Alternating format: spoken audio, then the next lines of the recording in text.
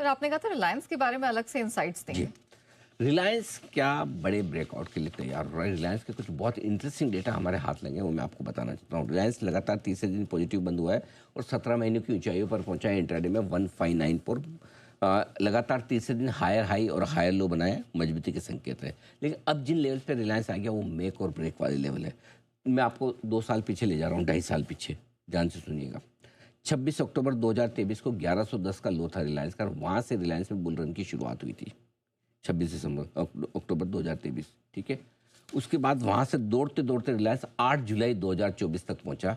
फटाफट चलाइए, 8 जुलाई 2024 तक पहुँचा है, वहाँ से शुरुआत होते हैं और वहाँ पर लाइफ हाई बनाया 1608 रुपये 80 पैसे का और क्लोजिंग लाइफ हाई था 1600 रुपये 90 पैसे का, यानी कि 1601 मान लीजिए। इस दौरान रिलायंस ने 45% की एक तरफा तेजी दिखाई, ठीक है। उसके बाद क्या हुआ, ये 8 जुलाई को तो पहुंच गया। 5 जुलाई से लेकर 18 जुलाई के बीच में नो ट्रेडिंग सेशन थे। इसमें बार बार रिलायंस ने 1608 रुपये के बीच में क्लोजिंग देने की कोशिश की। वहाँ जाता था, टच करके वापस आ जाता था। हाईएस्ट क्लोजिंग 1600 रुपये 90 पैसे की मिली 8 जुलाई को, यानी 1601 मान लो। तो इस रेंज में बंद नहीं हो पाया, कोई बात नहीं, चलो होता है। लेकिन वहाँ बंद नहीं हो पाया, उसका असर ये हुआ कि वहाँ से गिरना शुरू किया। गिरते गिरते भाई साहब पहुँचे ये 7 अप्रैल 2025 को और तब लो लेवल बनाया 1114 का। देखिए 2023 में 1110 से उसने शुरुआत की थी पूरी तेजी की, पूरा 45% बढ़ा था। अब बढ़ते हुए 45%, घटते हुए 30% ही होता है, लेकिन लेवल सेम आ गए 1110 के सामने 1114 के। अब यहाँ से 7 अप्रैल से फिर से तेजी बनी है इस साल, ठीक है। 7 अप्रैल याद है ना, टैरिफ डे, भूलना मत। हाँ हाँ हाँ, इसी दिन मार्केट का बॉटम बना था, याद है ना। हाँ नहीं भूलना, हाँ वहीं से बॉटम बना था। वहाँ से जो तेजी बनी, तेजी बनते बनते कल कहाँ पहुँचे हम, शुक्रवार को 1594, यही 1608 की रेंज के करीब हम आ गए हैं। और अब अगर 1608 की रेंज जो है, इसको अगर हम अच्छा ये 43% की तेजी हो गई है, पहले 45 की हुई, सेम अभी 43% की हो गई।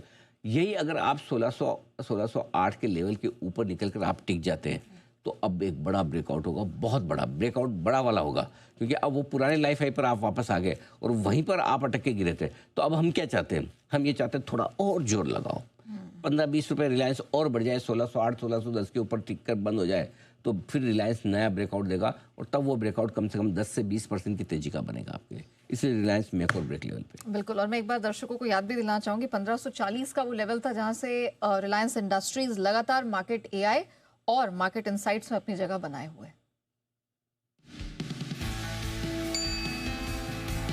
रिलायंस तैयार है 1545 के ऊपर ब्रेकआउट देने के लिए। मेक और ब्रेक लेवल 2 दिनों से उसके पास ही बंद होता हुआ दिख रहा है और आज जो ब्रेकआउट दिया कमाल का दिया, वहाँ से जहाँ 30 रुपये ऊपर है रिलायंस। और आप देखिए बाजार की पूरी तेजी और मजबूती को लीड करने का काम रिलायंस ने किया।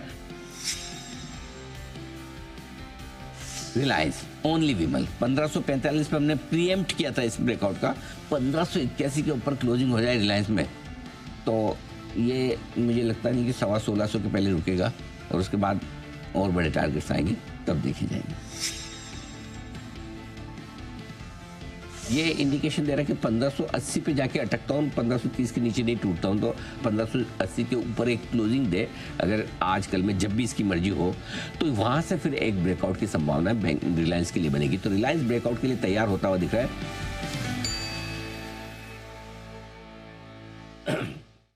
सर अब क्या आरईसी, क्या आरईसी ने एक बड़ा ब्रेकआउट दिया है और यहाँ कुछ बड़े इंटरेस्टिंग डेटा है। आरईसी के लिए 100 EMA एक्सपोनेंशियल मूविंग एवरेज बहुत इंपॉर्टेंट है। 2025 में 5 बार आरईसी 100 EMA के आसपास पहुंचा, लेकिन ऊपर बंद नहीं हुआ। शुक्रवार को फिर से आरईसी ने 100 EMA जो 367 का लेवल है, उसके अच्छा खासा ऊपर जाकर 380 पर बंद हुआ और पूरे दिन भर 100 EMA के ऊपर ट्रेड किया है। 369 का लो है। इसका मतलब है कि निर्णायक तौर पर उसने पार किया है। पूरे एक साल जो काम नहीं कर पाया, वो नए साल की शुरुआत में पहले दिन कर लिया, ठीक है। भारी भरकम वॉल्यूम के साथ ब्रेकआउट आया। 20 दिनों के एवरेज वॉल्यूम से 4 गुना वॉल्यूम थे और कॉल राइटर्स जितना एवरेज वॉल्यूम होता है उससे 7 गुना कॉल ऑप्शंस में ट्रेड देखने को मिला। इस वक्त मार्केट का सबसे मजबूत स्टॉक दिख रहा है दिग्गजों में आरईसी। अच्छा, हाँ, सबसे मजबूत स्टॉक दिख रहा है। और 1 जनवरी को हमने इस साल के स्टॉक पिक के तौर पर भी रिकमेंड किया था। 2 ही सेशन में आपने देखा है 7% ऑलरेडी चल चुका है। हमें लगता है ये कमाल करने को तैयार है, साफ एआई डेटा बता रहा है। बैंकों के क्वार्टरली अपडेट सरकारी बैंकों ने एक बार फिर से शानदार क्वार्टरली अपडेट पेश किए। Bank of India, PNB, BOB के तो दमदार हैं ही। एयू स्मॉल फाइनेंस का भी अच्छा है। यूनियन बैंक बुरा नहीं है। प्राइवेट बैंक्स में आरबीएल और बंधन थोड़े से ढीले हैं, लेकिन आरबीएल ज़्यादा गिरेगा नहीं। बजाज फाइनेंस के नंबर्स दिखने में अच्छे दिख रहे हैं, लेकिन है ढीले, मज़ा नहीं इतना।